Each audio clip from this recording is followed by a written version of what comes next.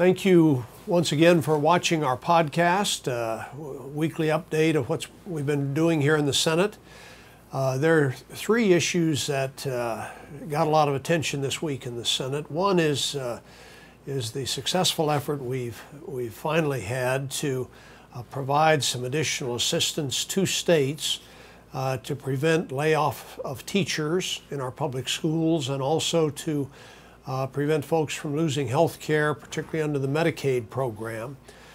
This is legislation which we've been trying to get passed here for some time. What it does is it extends into the first few months of 2011 the federal support that states have been receiving under the Recovery Act, so that they will have the additional help and be able to avoid laying off teachers, be able to avoid eliminating people from healthcare roles.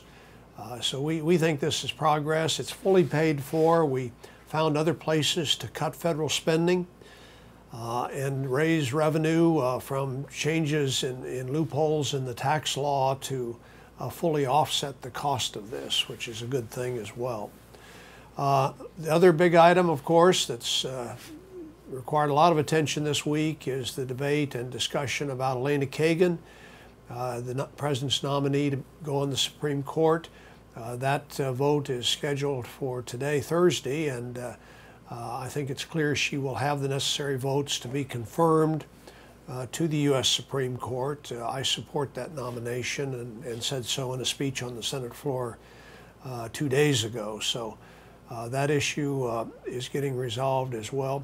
The one issue that was a disappointment was we did not go ahead and bring up for consideration an energy bill. The Majority Leader had prepared a very narrowly drawn energy bill to help respond to the spill in the Gulf, help provide jobs for energy efficiency improvements in homes, help provide additional funding for the Land and Water Conservation Fund. Those were the elements, the main elements in that bill, but we could not get the necessary support from Republicans to go ahead and complete that, and so that has been put off now until after the recess. But Congress will begin a recess this weekend, and that will continue for 5 weeks.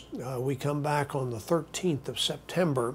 Congress is once again in session, and we'll be in session there for 3 or 4 weeks prior to, again, adjourning prior to the election in November. And then it's widely expected that we will have what's referred to here in the Congress as a lame duck session. That is a session after the election, but before the end of the year, and that would start up sometime in November, I'm sure. But again, thanks for watching. Appreciate your continued interest in what we're doing.